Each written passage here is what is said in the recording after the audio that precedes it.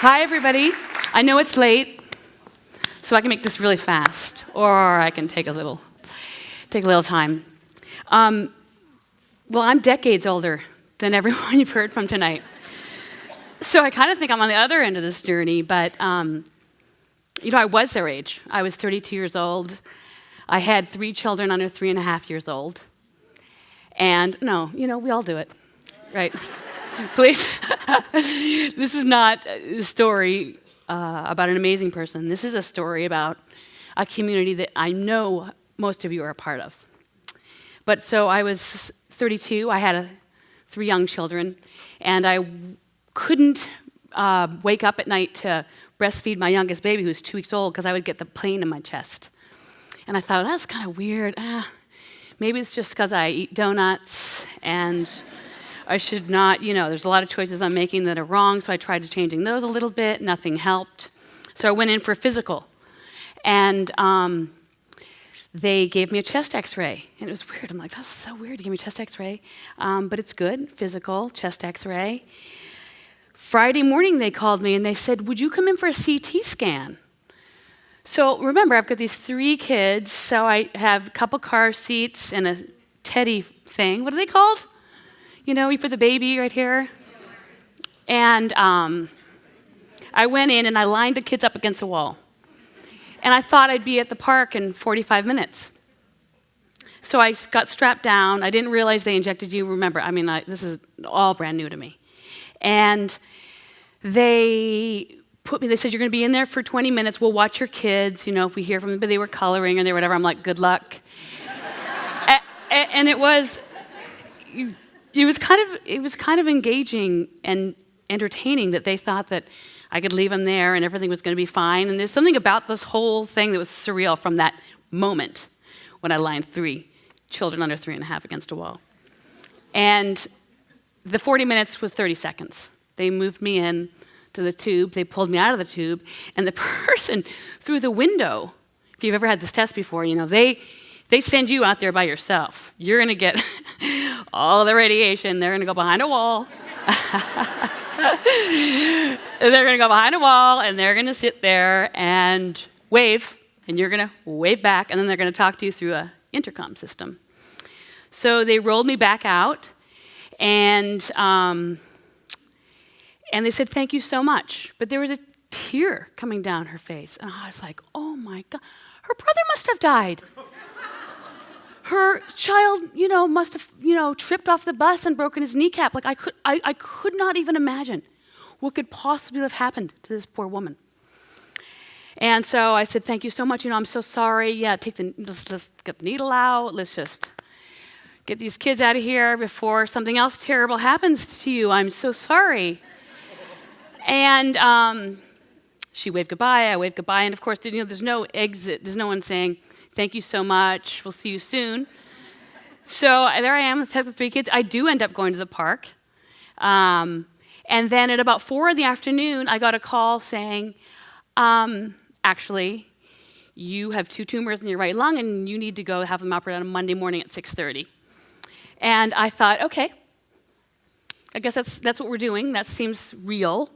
And that feeling when you're kind of almost like when you're going to get married. Is it the right decision? Is this the right person? Am I going to be okay? And the ultimate, should I be afraid? And I thought, this can't be scary. Everybody does this. I know so many people who have cancer, right? This can't be scary. This isn't going to be cancer. I'm Lee Rhodes. I've got the 3 kids. I'm super fun. I'm just that. And so went in Monday morning, 2 tumors, cancer, in the hospital. I came out, still had the 3 kids. Well, you guys still here? And it started a 7-year journey. But it wasn't a journey that I went on by myself. I went on a journey with a wonderful group of people, and most of them are still with me, and then some of them are maybe here in this room.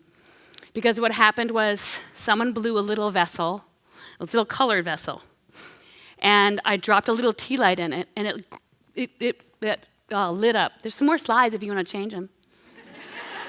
I don't have my thing. Okay, well, that's making, I got to that one last. Anyway, and so I dropped it in, and it lit up, and it's the glassybaby that perhaps some of you know or some of you don't. At the same time, I was in chemotherapy, and chemotherapy rooms at that point, I was in the basement of the University of Washington Hospital. Okay, that's how old I am. I mean, literally, pew screen, not a window to be had. You had to go down like 5, sets of stairs, because the elevators were so slow. And you got down there, the room was, all chairs just crammed up next to each other. And the only thing I can say about that is it was a community. It was our little battlefield. Everyone came. When you go to chemo, you go on the same day, every week. And so that was my world, and those were my people. And I did 23 months of chemotherapy, but over the course of time and radiation, I did it all, but what I didn't know when I started my treatment was that there's some people who don't have family. They don't have a hot meal. They don't have $16 to park for an hour. They don't even have a car. They don't have $5.50 to come in on the bus from Enumclaw. And so my little family that I really don't know their names, but they were so important to me. They were who I saw. We all waved. How you doing? How's you lost your hair? All the choices we were making together. And they started to disappear. Some people would not be able to come because Ivars would not let them have that Friday afternoon shift anymore. So they had to switch, and then they stopped coming to chemotherapy. The realities, let's not be downers. This is just, we can talk about the rain if we want to get down. The fact of the matter is, I didn't know. I had no idea. And it's not like I consider myself to be obtuse or not aware. I feel like I'm compassionate. I try to be. Not like you past Pacific Northwesters where everyone's waving everyone to go on the four-way stop. I'm like, okay, I'm from Boston. Could somebody go? Not like that. So, and it was new to me, and I'd never seen it before. And at the same time, I dropped this tea light in the little tea light we all have on that kitchen island into this bright, beautiful colored thing. And you know what? There was a little marriage there. I thought, you know what? I don't have millions of dollars. I don't even have $1 million. But I feel like this little thing, when I dropped that tea light in that colored candle, and it lit up, and it had a spirit of its own, there was a flame dancing around in a color, and it affected me. It had a high impact in my life. And people would come over, people made me more, so people would come over, and I'd give them to them, and they were lighting them for me in their houses. So all of a sudden, I didn't have 17 Tupperwares in my kitchen wondering whose is whose. I had people sitting home, spending 30 seconds, that's all it takes, saying, I love her. I want to be part of my life, or she drives me crazy, but I'm going to carpool her kids tomorrow, or Anyway, it grew from there. So people, all of a sudden, it wasn't just for me. People wanted to light these little color candles. They were lighting them for themselves or for their families and friends. And it just started like that. People wanted more, so we ran around Seattle, and I would drag color bar around Seattle and go to glass blowers and have them make these, and they thought I was crazy. I don't blame them. What you want cups, and in the beginning they were tall, they were short, they were wide, but I tried to always fit them in a soup container. And, those are drinkers. And so eventually we started selling them right out of my garage to the point where people would come. You know that midnight flight to Hawaii, which everyone thinks is so great? So let's go buy Lee's on the way to the airport. Right? We'll get some glassybaby for our trip. And but that was 10 o'clock at night, and I had, again, 3 young kids still there. So it just got to be too much. So I had to make a decision, and I'm not a business person. Believe me, it's not even a passion of mine, and I have passions. So I had to decide, do I want to take this tiny little votive vessel, whatever, idea, and grow it? And this is the thing. In the back of my mind this whole time, I'm like, how do I help those people who don't have $16 to pay to park? Who don't have, there's this huge, huge void between health insurance and healing. Like, I'm not going to tell you what you need to heal, but I'd sure like to give you $300 to go do it. I mean, if it's a pair of blue jeans or a bottle of scotch, that's not my role. But I want to be part of that core decision that you're making. I want to get better. And it's impossible for people who don't have their basic needs met. It's impossible. And so somehow, I don't know, I got the gumption to say, okay, we're going to just go do this. So, not a single bank. My family thought I was insane. Everyone said, you can't sell one thing, first of all. You can't sell one thing and make it in America. And here's the key. Here's the key, which if anyone knows glassybaby, you know this. You can't sell one thing, make it in America, and give 10% away of gross. Now, I know it's really, cause marketing, cause everything is so groovy now, but this was in 2001. And so we decided, we can. And we is like anyone around me, family, friends. We can because we should, because we can, because these things work. These glassybaby work. When you take some time and sit around, I don't care who you are or what you do or how important your life might be, there is beauty and calm and a life, a better place when you light a glassybaby. That's true. So, I thought, so off we go. We went to Green Lake and we started a glass blowing shop. I remember, I know nothing. I don't even know how to blow glass. I don't know anything about business. And all I know is everyone is saying to me, you are insane. Take your children to school and just try to get better, get out of this whole place.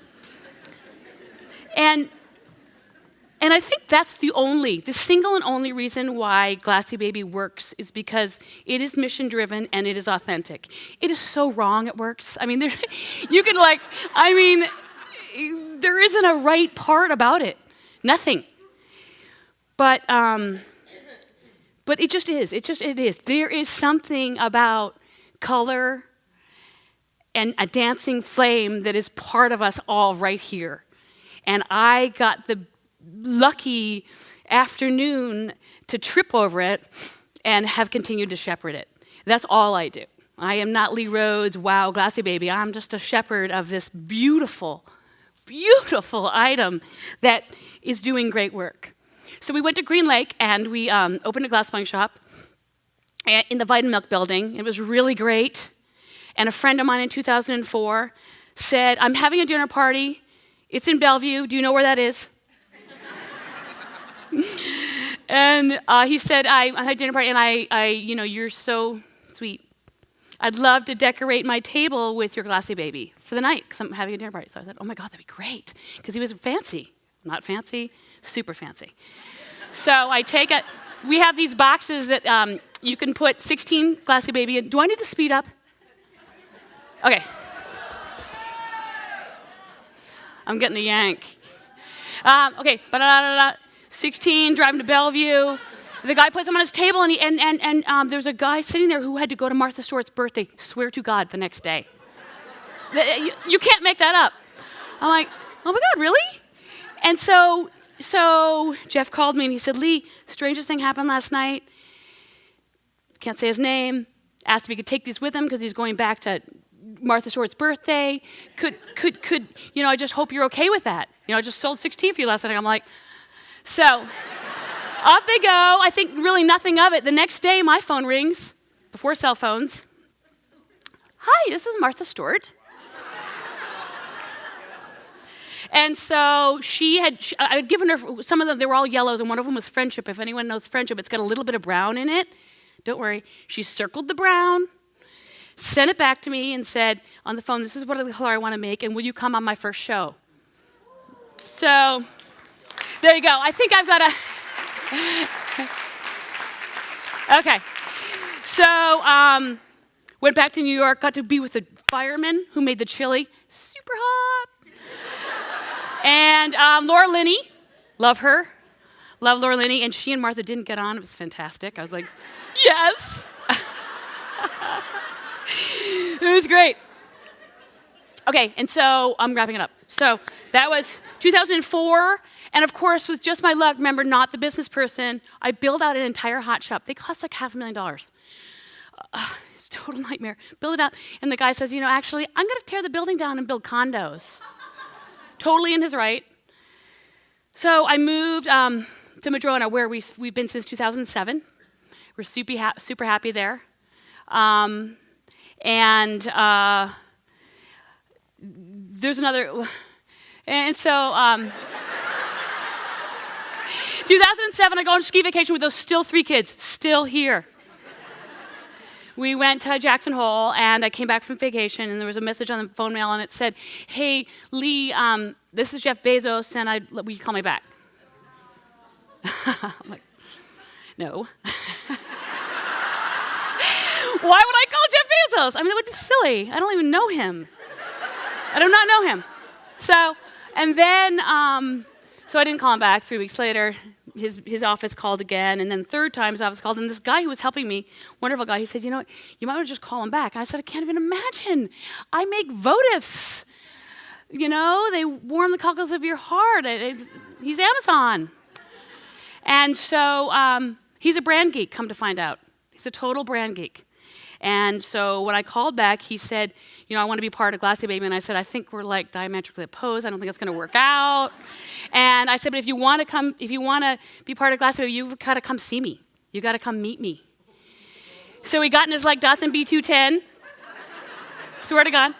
Well, you'll have to ask him. I can't remember what kind of car, but it was not great, not fancy. And he drove to Madrona, and he got out of his car, and I had the best hour almost of my life. He's funny. He's gracious. He's kind. And he's really smart. And I said to him, Jeff, you know what my dream? My dream is to take over 1 billion of the $38 billion flower industry. You know why? Because it wastes water. Because they're cut flowers from South America, and because there's room for me. There's room for little pieces of glass that have names, that have stories, that help you say things you can't say. There's room for getting together and every year giving the woman who's most important in your life the most beautiful thing in your life. And so her collection grows, and she becomes your best friend, and she remembers every glassybaby you gave her and when and why. And he said, bang. So anyway, he invested in me then.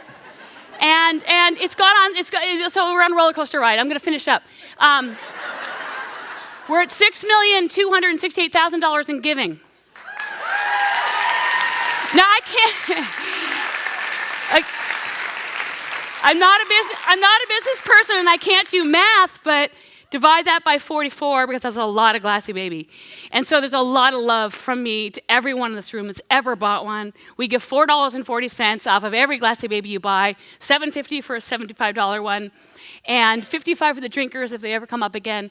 We make them in Madrona, and we make them in Berkeley now, and we will never change our mission. We will never not give 10% away, and I gave away 10 times more last year than I made.